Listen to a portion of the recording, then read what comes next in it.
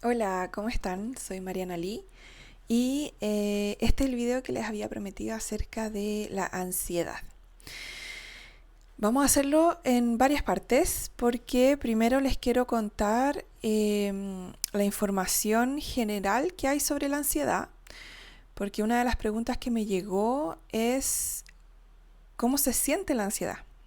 Una persona que quizás nunca ha sentido ansiedad como crisis, digamos, me dejó esa pregunta y es súper válida porque hay gente que no experimenta crisis ansiosas o no experimenta crisis de pánico, etcétera, etcétera, o ansiedad en general. Entonces no sabe cómo se siente, cómo se vive esa experiencia de ansiedad. ¿Okay? También tenemos que entender que la ansiedad es un espectro. ¿Okay? La ansiedad como tal, eh, sin que interrumpa nuestro día a día, es una emoción natural, ¿ok? Em, yo cuando trabajo con la ansiedad apunto a que la persona no deje de sentir ansiedad porque es como dejar de sentir cualquier otra emoción, ¿ya? Como rabia o... Pero sí que haya más capacidad en el sistema nervioso, a que la persona si tiene alguna parte interna desintegrada, que es la que está sintiendo ansiedad, que la podamos integrar, etcétera, etcétera, para que esa ansiedad no sea algo que imposibilite la vida de la persona. ¿Okay? Ahora, entendiendo esto, yo les voy a leer lo que se dice de la ansiedad y luego voy a pasar a explicar un poco desde mi punto de vista la ansiedad, ¿ok? Desde cómo yo trabajo, de las cosas que yo hago, etcétera, etcétera, ¿ok? Lo que yo sé, todo eso. Entonces, la descripción generalizada de la ansiedad es que primero, sentir ansiedad de modo ocasional es parte normal de la vida, que es un poco lo que yo les explicaba, ¿ok? Que la ansiedad como tal, como emoción, no es algo negativo en sí mismo.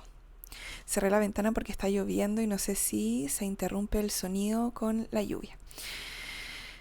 Sin embargo, las personas con trastorno de ansiedad con frecuencia tienen preocupaciones y miedos intensos, ¿okay?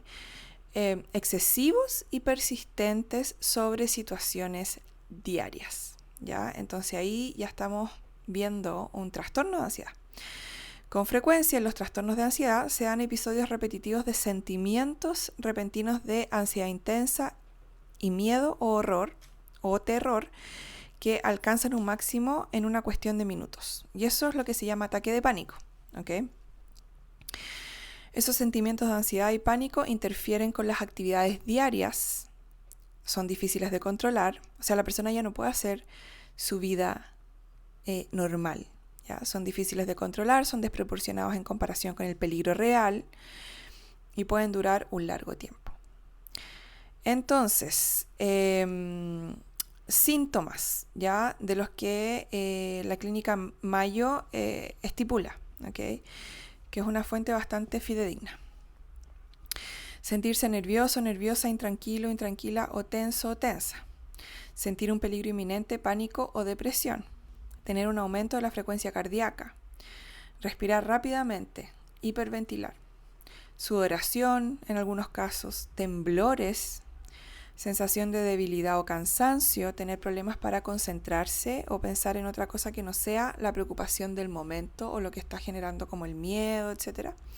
Problemas para dormir, tener malestar estomacal, ¿ya? Muchas personas con ansiedad viven la ansiedad en el estómago en lugar de vivirla como que el primer síntoma que sienten son retorcijones estomacales, dolores estomacales, etcétera. U otros problemas de digestión. Tener dificultad para controlar las preocupaciones, dice acá, y tener la necesidad de evitar las cosas que te causan ansiedad. ¿Okay? Y también muchas veces la ansiedad o los trastornos ansiosos vienen acompañados con fobias. ¿Okay? Eso es lo que yo he podido observar. Ahora, ustedes me pidieron hablar de la ansiedad. ¿Qué es para mí la ansiedad? Y porque yo la he vivido, porque yo trabajo con eso, como desde mi punto de vista, yo les puedo explicar lo siguiente.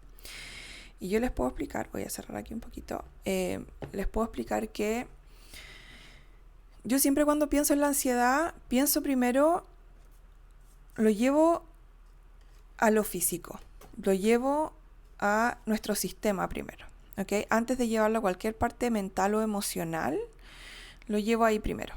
Entonces yo me pregunto, ¿qué necesita suceder en el cuerpo, en el sistema nervioso y en el cerebro para que la ansiedad esté activa? Primero, ¿ok? Así es como puedo ir desmenuzando yo este tema. Que necesito que en el cerebro, ¿ok?, se active lo que se llama el circuito del miedo, que es un circuito que involucra a la amígdala, que es la parte de nuestro cerebro, que es muy pequeñita, y está como por aquí al centro, que involucra a la amígdala, que es como el detector de humo de nuestro cerebro. Ahora, si ese detector de humo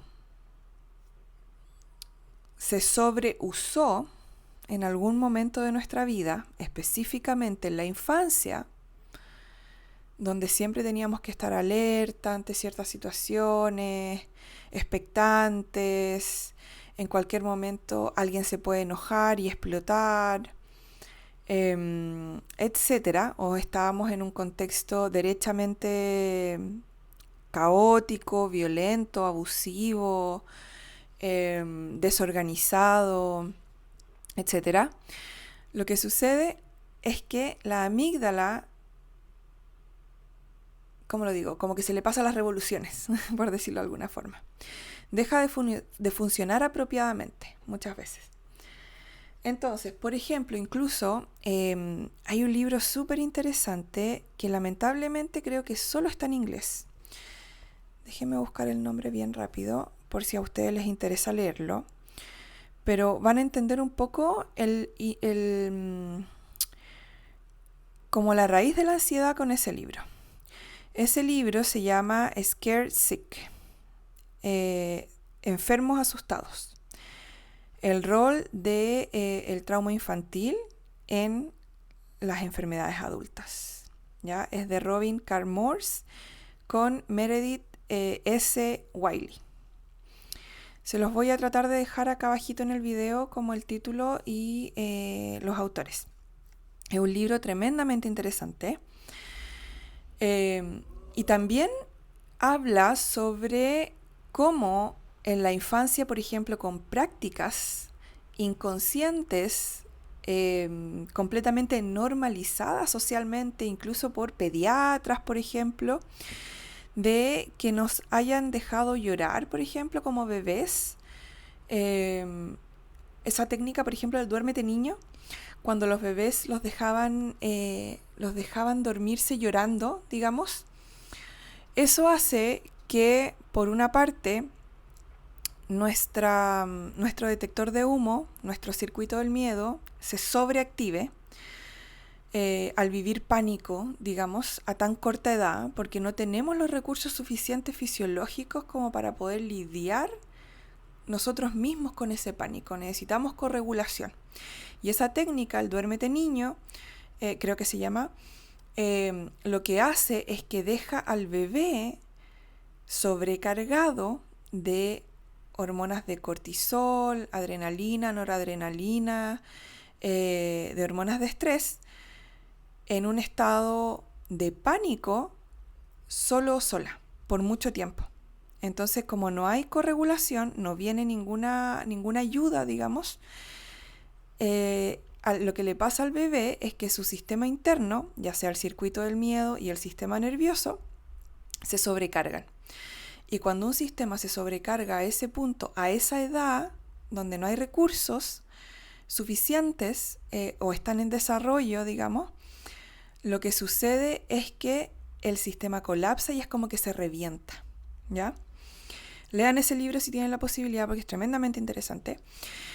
Y cuando un sistema se revienta o se sobrecarga a ese nivel, lo que sucede es que nuestra amígdala, nuestro detector de humo, empieza a funcionar de forma errática, ¿ok? Entonces empieza este detector de humo a detectar humo donde no lo hay, ¿ok?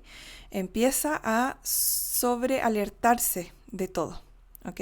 Por un lado eso, porque la ansiedad realmente tiene muchas capas, es muy amplio, ¿ok? Pero yo quiero que ojalá hoy día se vayan desde este video con un entendimiento lo más práctico posible, lo más simple posible, lo más aterrizado posible.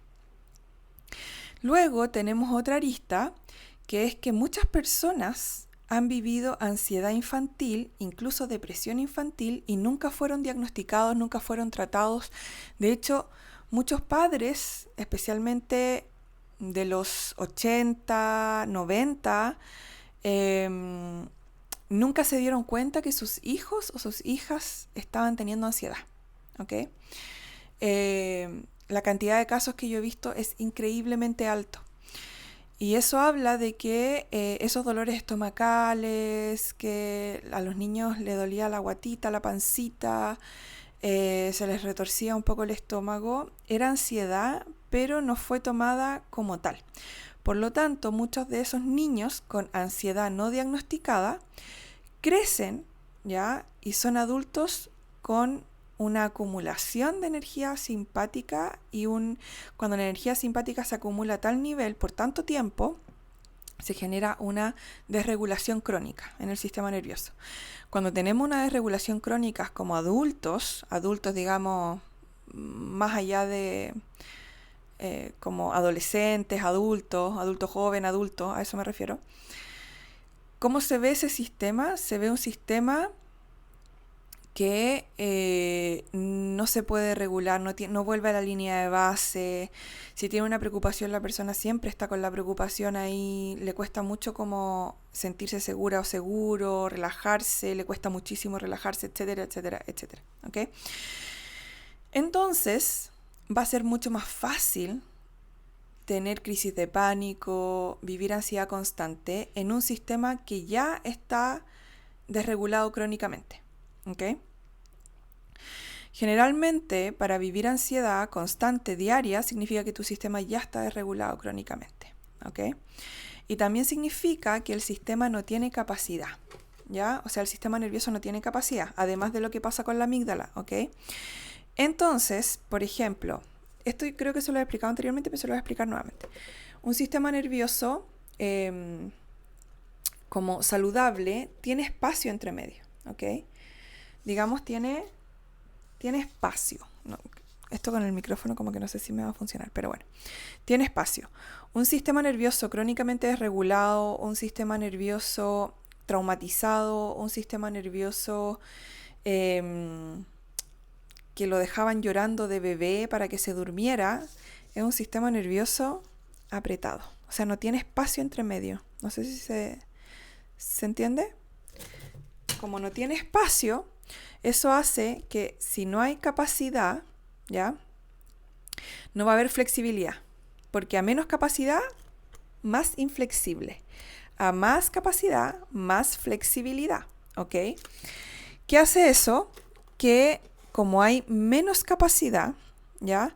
Las cosas de la vida diaria que son estresantes, porque el estrés existe y la vida no se supone que no sea estresante, digamos, desde que andamos cazando el mamut, que la vida es estresante, el estrés de la vida diaria te va a afectar muchas veces más, ¿ok?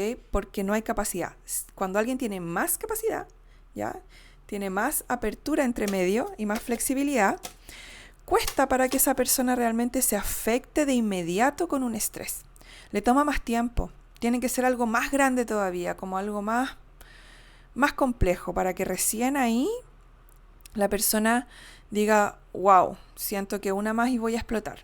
En cambio, en un sistema apretado es mucho más fácil sentir ansiedad, es mucho más fácil sentir pánico, porque como no hay capacidad, rápidamente como que el evento se sale de la capacidad, se pasa hacia arriba, ¿cierto? Entonces el pasarse hacia arriba es el que genera la hiperestimulación, que genera la ansiedad, ¿ok? La ansiedad es una hiperestimulación, ¿ok? Tenemos un sistema hiperestimulado, demasiado estímulo. Y ustedes también, hablando de eso, tienen que pensar que nosotros vivimos en un mundo súper hiperestimulado. Ya tenemos las redes sociales que se hiperestimulan, si todo es rápido, ¿ya?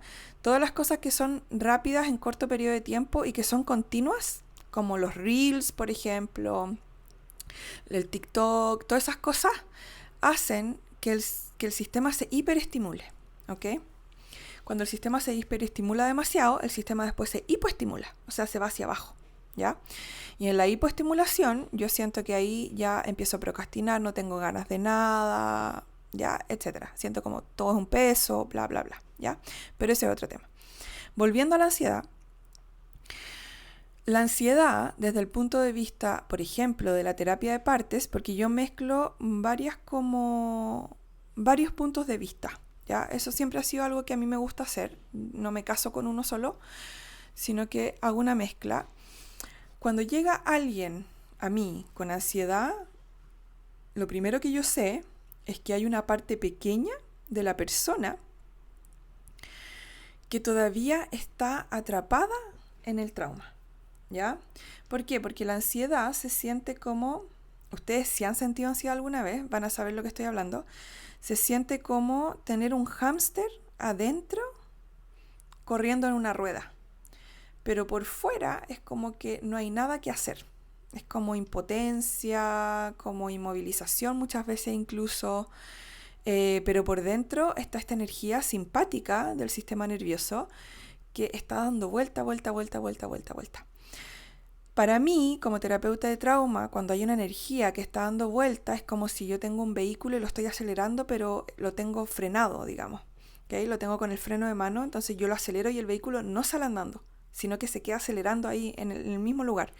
Cuando yo tengo algo así, yo sé de inmediato que hubo en algún momento una necesidad de arrancar, de salir, de ponerte a salvo y no pudo ser concretada. Entonces, para mí eso es una respuesta a trauma no concluida, no completada. Entonces, la ansiedad para mí también representa el hecho de que en algún punto el sistema se quedó pegado, ¿ok? Generalmente, piensen ustedes en esto. Quiero un poco abrirles la perspectiva. Traigan un tecito si quieren, porque aquí se va a poner buena la cosa. Piensen esto. ¿Cuál es el momento de nuestra vida en donde nosotros sentimos cosas, percibimos cosas y no podemos ni pelear de vuelta, porque somos tremendamente vulnerables como para poder hacerlo, físicamente, emocionalmente, mentalmente, ni tampoco podemos arrancar? Imagínense en un contexto en donde mis padres están peleando, mi mamá está tirando un plato a la pared, quebrándolo, y yo no puedo ni pelear de vuelta ni decir por favor dejen de pelear, porque no puedo hablar, y tampoco puedo salir de esa habitación y irme a otro lado y como moverme de ahí, sacarme de ese entorno. ¿Qué momento creen que es ese? Sí, es cuando nosotros somos bebés. Es antes de que nosotros iniciemos el movimiento. Un bebé inicia el movimiento aproximadamente entre los 6 y los 8 meses hasta el año aproximadamente, pero es como la segunda parte del primer año, ¿cierto? Más o menos. Todo lo que pasa antes de iniciar el movimiento, que es poder darme vuelta, poder gatear, poder caminar incluso, que eso hace que el cuerpo tenga agencia, tenga la capacidad de decir, tengo el control, puedo moverme. El movimiento es muy importante en el ser humano. El movimiento genera sensación de agencia, ¿ok? Pero si nosotros tenemos trauma temprano, que la mayoría de la gente tiene, honestamente, que ustedes no lo sepan no significa que no haya existido, la mayoría de la gente lo tiene, Yo incluso me atrevería a decir que todo el mundo vivió algún trauma temprano, antes de los 6 meses. Todas las personas vivieron por lo menos algo, un evento en donde se sintieron completamente atrapados en ese momento. ¿Ok? Entonces, si tenemos esto de, tengo 2 meses, por ejemplo, ¿ok? Y hay un caos. Mi tía con mi mamá están discutiendo, se gritan, no sé. Mi padre llegó alcoholizado a la casa y golpeó a mi mamá y yo estaba ahí en la cama o estaba en mi cuna, escuché, sentí, percibí algo que estaba sucediendo. O sea, les puedo poner ejemplos infinitos de cómo un bebé se puede sentir vulnerado en algún punto. ¿Ok? Son demasiadas las posibilidades. Eso, con intención, sin intención, da lo mismo, hace que se genere un trauma, que se genere el primer trauma generalmente que nosotros vivimos, que es el trauma vincular, ¿ok? Y que es el trauma de la impotencia, ¿ok? Cuando yo siento que hay algo que se siente amenazante y que yo no puedo hacer nada al respecto, porque literalmente el ser bebé es tremendamente traumático. Si yo como bebé no estoy sintonizada, ni mi mamá o mi cuidadora está sintonizada a mí, ser bebé va a ser tremendamente traumático, por lo menos en los primeros meses de vida. ¿Okay? Porque yo puedo sentir calor, yo puedo sentir dolor y puede que la persona tarde, mamá, papá, lo que sea, quien sea el vínculo primario, tarde en darse cuenta de eso, digamos. No se trata de ser lectores de mente, pero sí estar sintonizados con el bebé. ¿Ok? Hay una forma de sintonización que se da cuando el cerebro está descongestionado, cuando la persona no tiene tanto trauma como acumulado, digamos, cuando la persona puede ver al otro por quien es. ¿Ok? Y no proyecta sus miedos, sus traumas. Yo no quiero que este bebé viva lo que yo viví, que sea una proyección para el otro lado, pero igual es una proyección, etcétera, etcétera, etcétera. Ahora, que se dé eso es tremendamente difícil, no es tan fácil, porque la persona tiene que haber procesado sus traumas, etcétera, etcétera, pero se puede dar. Y ahí no es tan traumático ser bebé. Piensen que ser bebé, especialmente tempranamente, es como ser parapléjico. ¿Ok? Entonces, tienes que esperar. Es como ser un perrito, es como ser un animalito. Tienes que esperar a que la otra persona se dé cuenta. O sea, yo a veces miro a mi perrito y mi perrito me mira con unos ojos así y yo tengo que darme cuenta que él tiene sed. Yo tengo que darme cuenta que él quiere ir al baño. Tengo que darme cuenta que él necesita algo. Tiene una necesidad y tiene que ser cubierta. Bueno, eso es lo que a veces es dificultoso, ¿ok? Y con todo sentido, ¿ya? Porque esto es hereditario, lamentablemente. Si no nos moldearon la sintonización en la primera infancia o en nuestra infancia, nosotros no vamos a saber cómo sintonizarnos eventualmente a nuestras otras generaciones, digamos. Entonces se va heredando, ¿ok? Y esto es algo que vive mucha gente, lamentablemente. Entonces, vuelvo al tema de la ansiedad porque ya me empecé a ir por las ramas.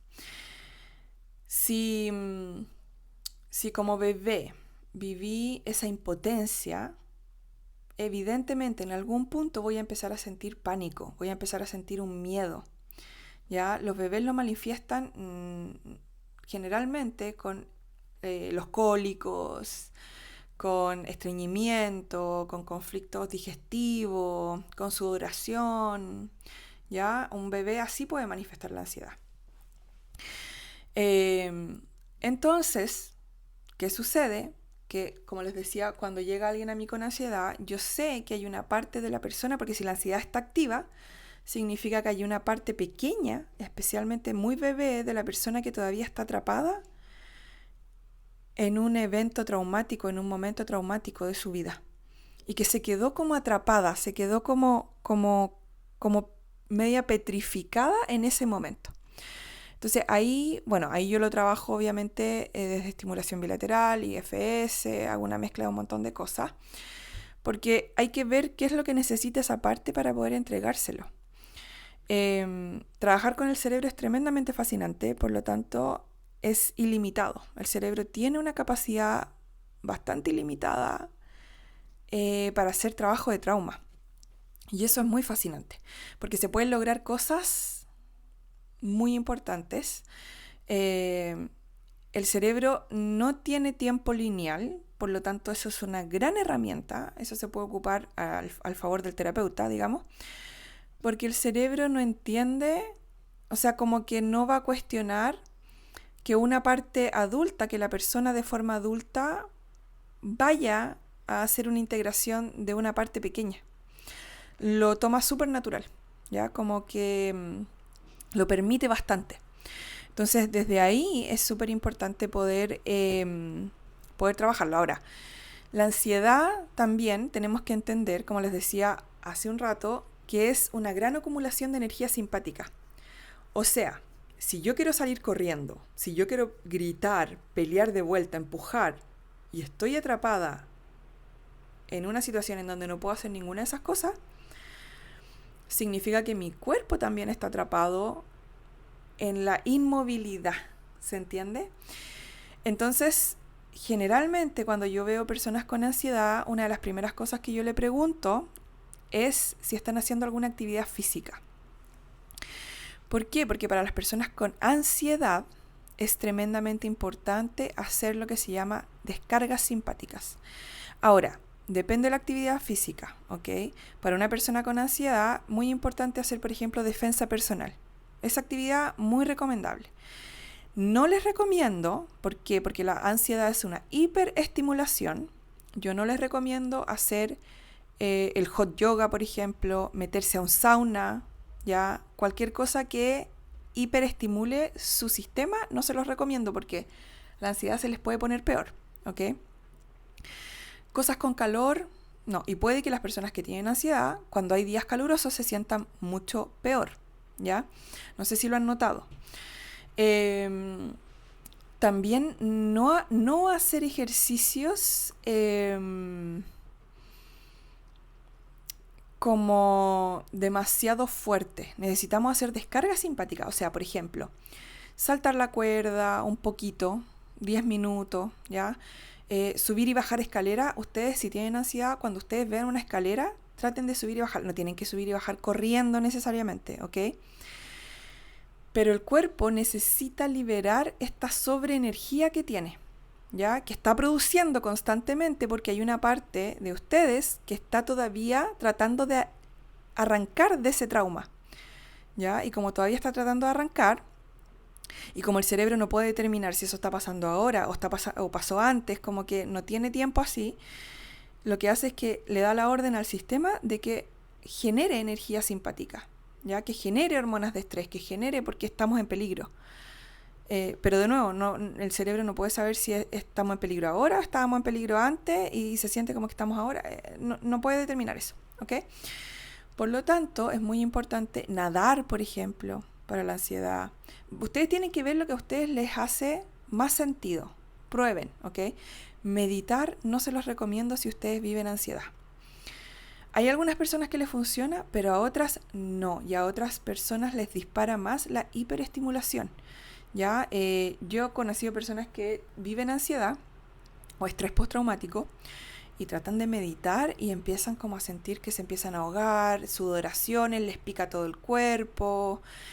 Yo sé que hay ciertas prácticas meditativas que dicen que tú tienes que traspasar eso, pero yo creo que no en detrimento de tu sistema nervioso, ¿ok? Hay otras formas de poder hacerlo. ¿Ya? No llevarte al límite de esa forma ni pasarte para el otro lado del límite, ¿ok? Porque eso realmente lo único que hace es que te retraumatiza en algún punto. Entonces, salir a caminar es muy importante para las personas que tienen ansiedad. Caminar rápido, sí, o sea, como no ir caminando lento, sino que caminar con un poquito de ritmo. Hacer bicicleta, cosas así, en donde ustedes vayan descargando esa energía que es de movilización, de moverme hacia adelante, ¿ok? De hacer algo al respecto. Eso es importante con respecto a la ansiedad. Me dejaron unas preguntitas Me dicen, ¿por qué ha aumentado la ansiedad en la población infanto-juvenil? Ha aumentado por esto mismo que les contaba de ese libro, ¿ok? Ojalá puedan leer el libro, busquen sobre el libro. La ansiedad nace en trauma preverbal y en trauma, ¿cómo le podemos llamar? Antes de que iniciemos movimiento. En trauma de antes de iniciar el movimiento, ¿ok? A menos que la persona haya vivido un evento después y tenga estrés postraumático muchas veces, ¿ya? Eso también hace que la persona viva con ansiedad, ¿ya? ¿Hay relación entre frustración y ansiedad? Me preguntan. Claro que sí, porque la frustración es impotencia. ¿Se acuerdan lo que les dije de que la raíz de la ansiedad tiene una base de impotencia muy grande? Eso es. Hay una relación directa, ¿ok? Si yo siento ansiedad, significa que estoy sintiendo impotencia al mismo tiempo. Hay algo que no puedo hacer, hay algo que necesito completar y no puedo lograr. Y generalmente tiene mucho que ver con el trauma en donde el niño o la niña percibe pérdida de control del entorno, ¿ok? El entorno es caótico, el entorno es desorganizado, ¿ok? Entonces, organizar la experiencia es muy importante para las personas con ansiedad y con trauma en general.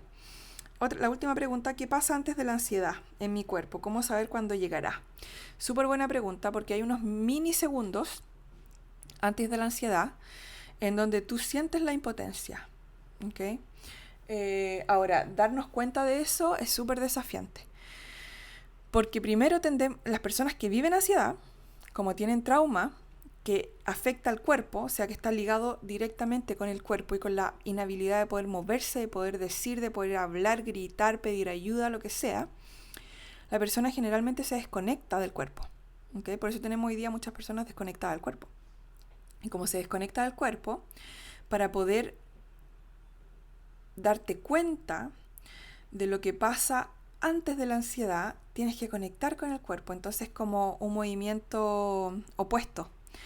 O sea, si yo me quiero dar cuenta, tengo que conectar con el cuerpo, pero al vivir ansiedad, voy para el otro lado, no me quiero conectar con el cuerpo. ¿Se entiende? Es un poco confuso. Ahora,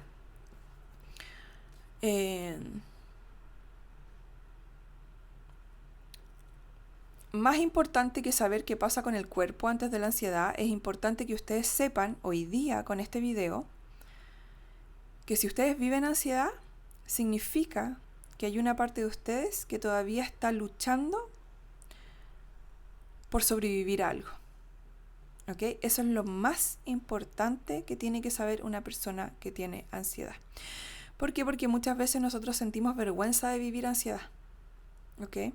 Y generalmente el entorno también nos avergüenza o nos humilla por vivir ansiedad. Ya le estáis poniendo colores, que esta chica se pone ansiosa por todo, entonces no hay que decirle nada. Como que los familiares, por ejemplo, el entorno muchas veces hace una burla de la experiencia interna, ¿ya? Entonces ahí es muy importante que ustedes sepan para ustedes, porque no tienen por qué ir a convencer a nadie, ¿ya? De que tiene sentido que ustedes sientan lo que sienten cuando viven ansiedad. Si sienten un miedo profundo, si sienten una sensación como de que están cayendo a un vacío, lo que sea que sientan cuando vivan ansiedad, es apropiado a la historia y al contexto. ¿Ok? Entonces, si lo vemos desde ese punto de vista, incluso fisiológico, el sistema de ustedes está funcionando. El tema es que está funcionando a la historia completa, no solo al presente. Está respondiendo a la historia completa de ustedes y específicamente a esas partes que todavía están tratando de sobrevivir a algo. ¿Ok? Entonces, muy importante para las personas que viven ansiedad es comprender esto para dejar de presionarse a no sentir ansiedad. Yo sé que es súper incómodo y que lo primero que alguien me dice cuando llega a mí cuando tiene ansiedad es estoy aburrida o aburrido de la ansiedad, quiero dejar de sentirlo. Pero imagínense esto, si ustedes tienen un niño pequeño, ¿ya? Cuidan a un niño pequeño, puede que sea un sobrino, una sobrina, un hijo, una hija, y este pequeño niño tiene 3 años, por ejemplo, o esta pequeña niña, y les dice, tengo mucho miedo. Ustedes van a decir, no quiero escucharte, quiero dejar de que me digas eso, ojalá desaparecieras, o lo van a sostener en sus brazos y le van a decir, yo estoy aquí contigo, no es necesario que cambie nada, solo que sientas que estoy aquí contigo y no te voy a dejar, voy a estar aquí contigo todo el rato, ¿ok? Entonces ahí lo importante para alguien que vive ansiedad es que se haga consciente de cómo se vincula con esa parte que siente miedo, con esa parte que siente que se puede morir, con esa parte que siente que no va a sobrevivir a algo. Porque eso va a hacer que todo cambie. Esa es la base, de hecho, de trabajar con ansiedad. Es cambiar la relación que uno tiene con uno. Es que la parte que está aburrida o aburrido de vivir ansiedad empiece a mirar esa ansiedad y decir, en realidad nunca nadie te ha atendido, nunca nadie te ha abrazado, nunca nadie te ha acompañado en tu miedo. Déjame ser esa persona para ti.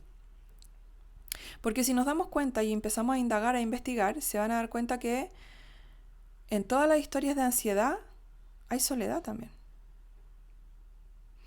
Y sanar tiene mucho que ver con ser la persona que nosotros no tuvimos cuando más lo necesitamos.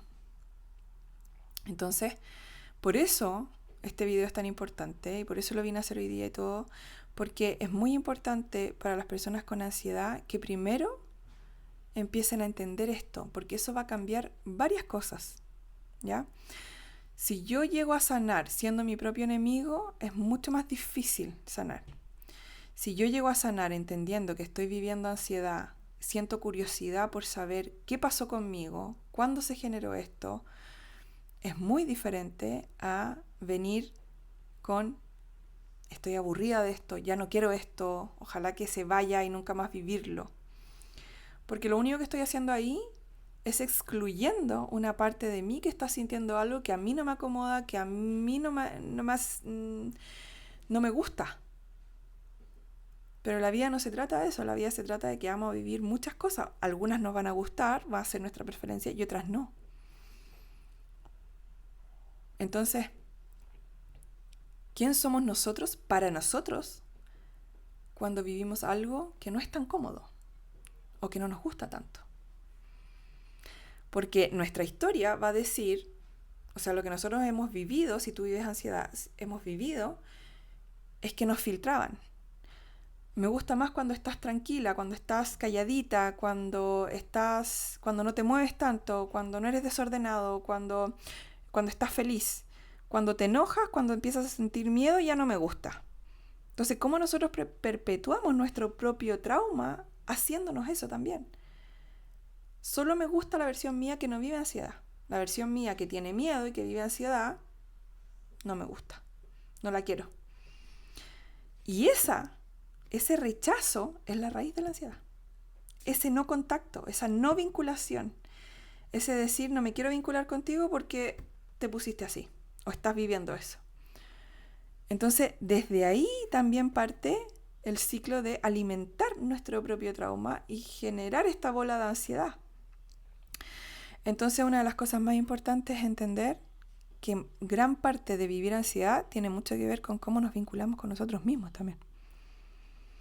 Espero este video les haya servido. Si por alguna razón lo encuentran nutritivo y conocen a personas que viven ansiedad, por favor envíenselo. No se lo dejen solo para ustedes. Compártanlo, porque más personas igual necesitan saber qué es realmente la ansiedad. Les dejo un abrazo y nos vemos en marianali.com, mi Instagram soy marianali, por ahí les estoy dejando algunas cositas. En abril se abre nuevamente el espacio, las postulaciones para la membresía, que está súper interesante esa membresía. Es trimestral, o sea, ustedes compran la membresía y tienen acceso a 3 meses, ¿ok? De una vez. También tengo Reconexión, que es el proceso de procesamiento de trauma. Voy a dar mis últimos 2 retiros en Chile en agosto y en noviembre. Por si se quieren apuntar, pueden encontrar toda la información en marianali.com. Ahí también hay capacitaciones, también hay un curso para terapeutas que voy a comenzar ahora en marzo. Pueden registrarse todavía, vayan a ver lo que hay porque todo está en marianali.com. Les dejo un abrazo, un besito y gracias por ver, como siempre.